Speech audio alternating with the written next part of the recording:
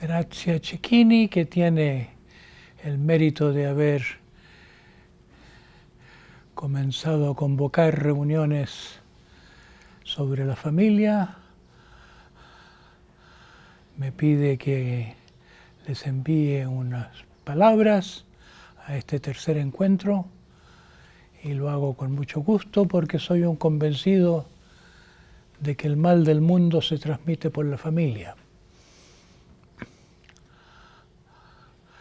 Tenemos muchas teorías acerca del mal y el mal del mundo, comenzando por la teoría de que el culpable es una especie de Dios al revés, un Dios maligno, el demonio.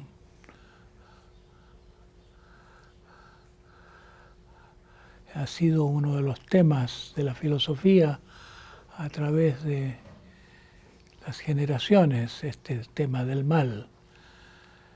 Pero me parece que la teoría del mal en que yo personalmente creo no está en ninguno de los filósofos. Y es que el origen del mal, el origen de los males del alma, que son las patologías que alteran nuestras relaciones humanas, y también los males del mundo, como la injusticia, la pobreza, está no en un ser demoníaco extraterreno, sino que en la estructura de la sociedad o en algo en la estructura de nuestra sociedad que se puede llamar y viene llamándose últimamente el patriarcado. El patriarcado es algo que surgió al origen de las civilizaciones y podemos decir que es la civilización misma que los antropólogos y arqueólogos caracterizaron décadas atrás como la revolución urbana, porque su manifestación externa se encuentra en las primeras grandes ciudades con sus templos monumentales.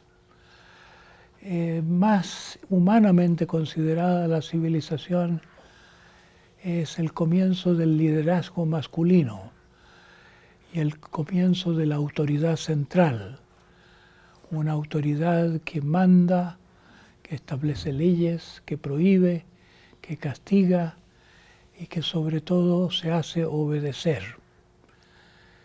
Y la civilización durante mucho tiempo nos ha parecido lo más grande que ha producido el ser humano, y yo pienso que, como dice Joseph Conrad en una de sus novelas, mirada de cerca no es tan bella. La civilización mirada de cerca es un río de sangre que pasa a través de las generaciones. Es casi, podríamos decir, la historia de la civilización, la historia de la violencia y la historia de la injusticia, la historia de muchas formas de injusticia que derivan de la desigualdad, que derivan del poder. Y si queremos entender qué es el poder y cómo se mantiene el poder, no es muy difícil llegar a la conclusión que el poder es violencia. Es decir, hay el poder del amor, hay el poder del espíritu, hay el poder del consenso, hay el poder de la comunicación, hay muchas formas de poder en el sentido de que muchas cosas contribuyen a que se puedan hacer cosas. Pero el poder que ha dominado a través de la civilización es el poder de la amenaza, el poder de tener a la gente obedientes a través de la amenaza del castigo. Y para tener a la gente obediente se ha ideado la noción de que la gente sería mala si no tuviera una autoridad que la mantiene en vereda, que necesitamos la autoridad porque sin autoridad seríamos caóticos y perversos y nos llevaría la vida a un caos destructivo. Yo soy de la opinión que esta es una idea profundamente equivocada y que esta idea es una idea tan famosa y tan autorizada por la historia religiosa del mundo occidental que no se la cuestiona al llamársela pecado original. Dice la noción del pecado original que Adán y Eva desobedecieron el mandato de Dios y como castigo todos sus descendientes hasta nuestros tiempos estamos siendo castigados con la expulsión del paraíso y con una condición mental que se designa como la caída, y podríamos traducirlo por el deterioro de la conciencia.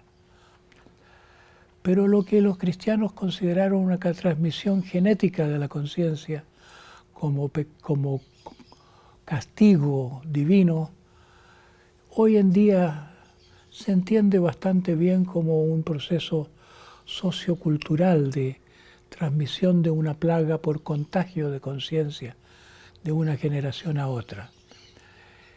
Y yo prefiero decir que en vez de pecado original, lo que se implantó en la civilización es algo así como una culpa original, acusación original.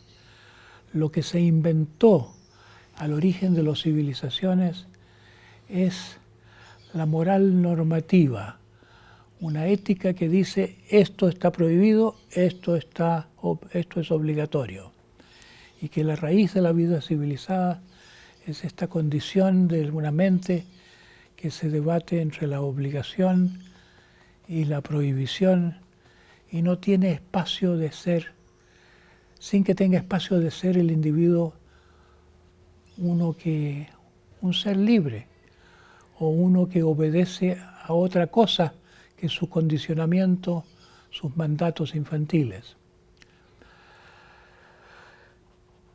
Sería un largo tema este de hablar de la mente patriarcal y el patriarcado, pero saltando más al tema de este encuentro, me parece a mí que las religiones todas nacen de una percepción superior, de una realización espiritual, de grandes verdades.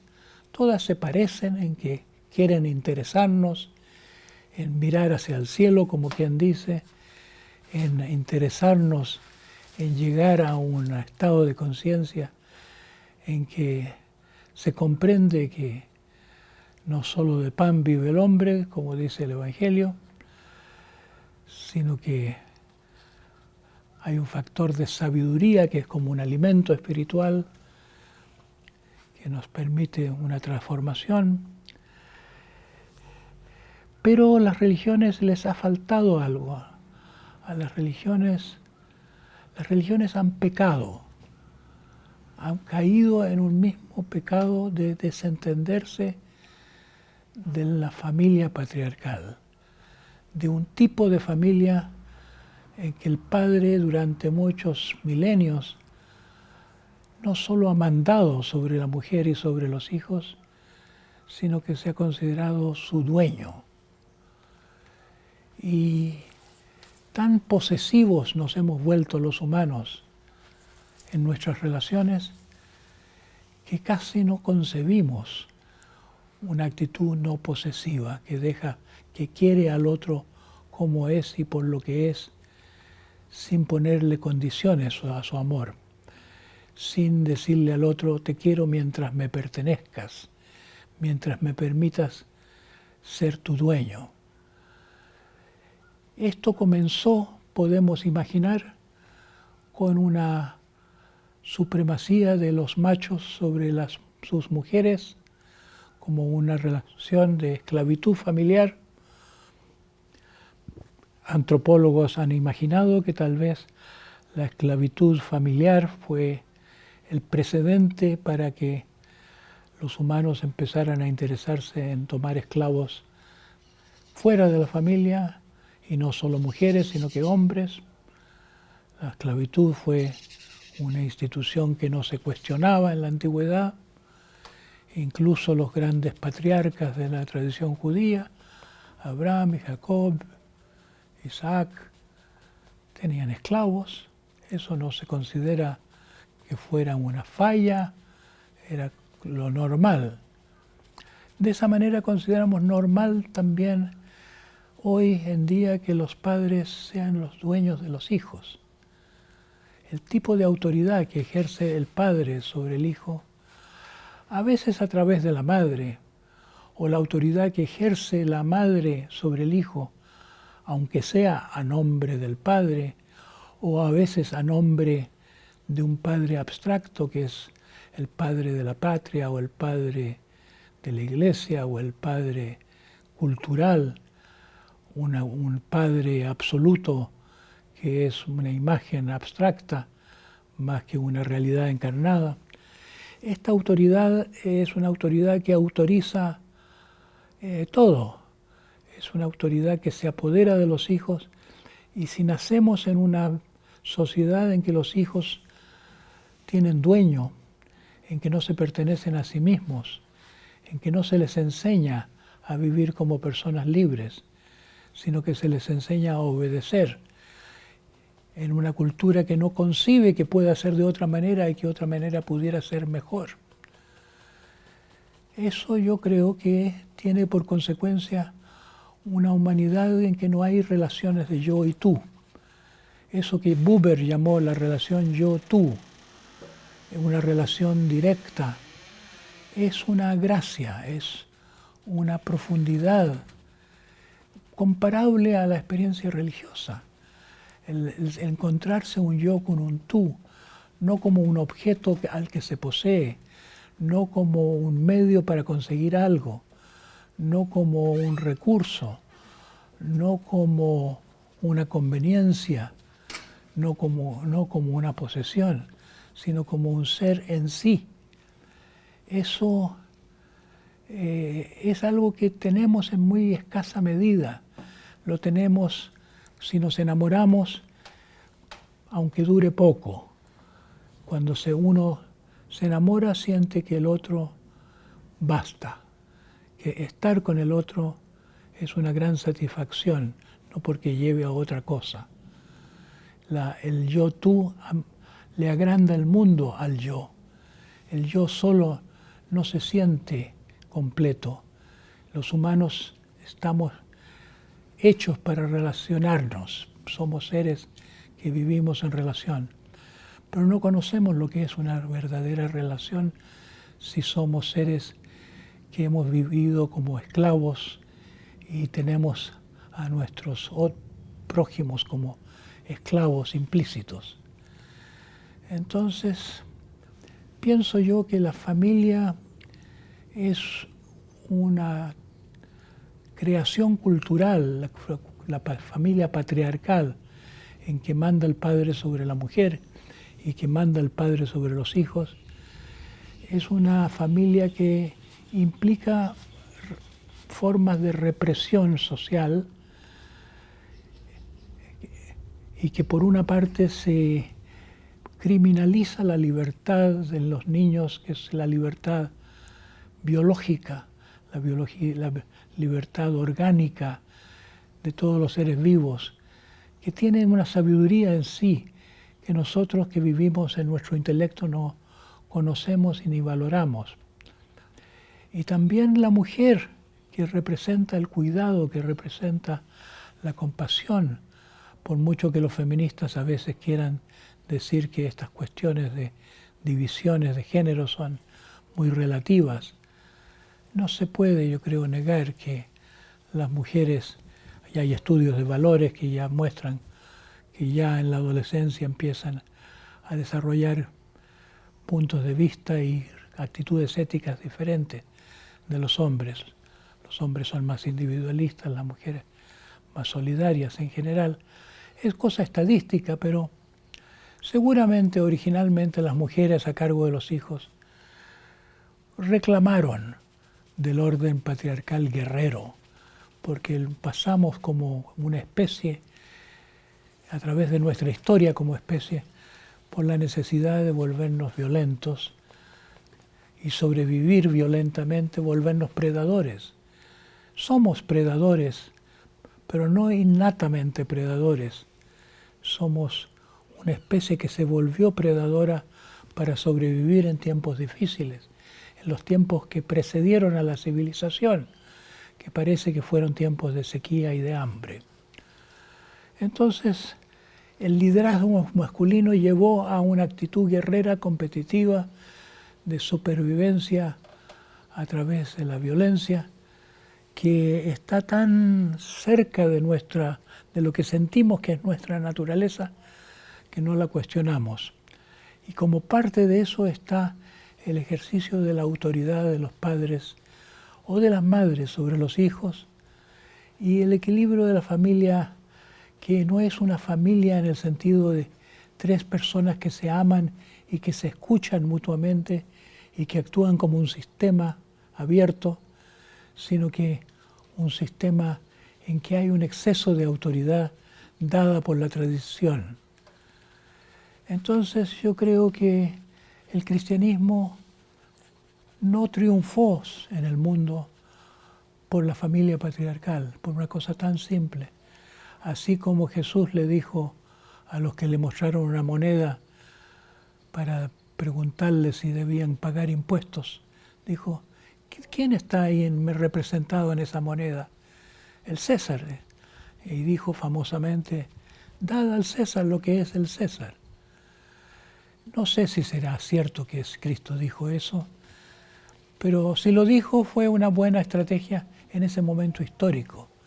No era hora de que se cuestionara un cristianismo que apenas sobrevivía en los intersticios de la civilización antigua, cuestionando al César o el orden económico. Algo así creo yo con la familia, que el cristianismo dijo: sí, no nos vamos a meter con los padres de familia, ya es cosa de ellos cómo eduquen a sus hijos.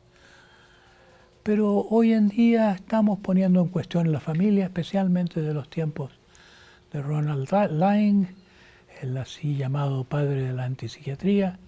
Tiene libros muy elocuentes, entre ellos uno que se llama La muerte de la familia, escrito con uno de sus colaboradores. Y yo creo que para que cambie el mundo va a tener que cambiar no solo el interior del ser humano, sino que también este núcleo, que es el núcleo más simple que se forma en torno a cada niño que nace. La vida familiar podría ser investigada como un foco de terapias, y han nacido tantas terapias familiares que tratan de hacer esto. Pero creo que hay más espacio para investigar y entender la evolución de la familia, y especialmente me parece recomendable que se emprenda este estudio desde la perspectiva de una comprensión de lo que es el patriarcado, de lo que es la mente patriarcal. Yo llamo mente patriarcal aquella en que domina el intelecto sobre el amor y domina el intelecto sobre el instinto, a tal punto que nos volvemos seres unidimensionales, que solo sabemos pensar, que estamos desconectados del cuerpo, que estamos desconectados de la experiencia espontánea del altruismo, que se llega a pensar que es algo inventado por los seres humanos y por una ideología, pero que otros empiezan a reconocer como un potencial de un cerebro inherentemente altruista, que es el cerebro humano, en que la compasión o la sensibilidad al otro son primarios y que después se pierden por la cultura individualista. Así que creo que eso es todo.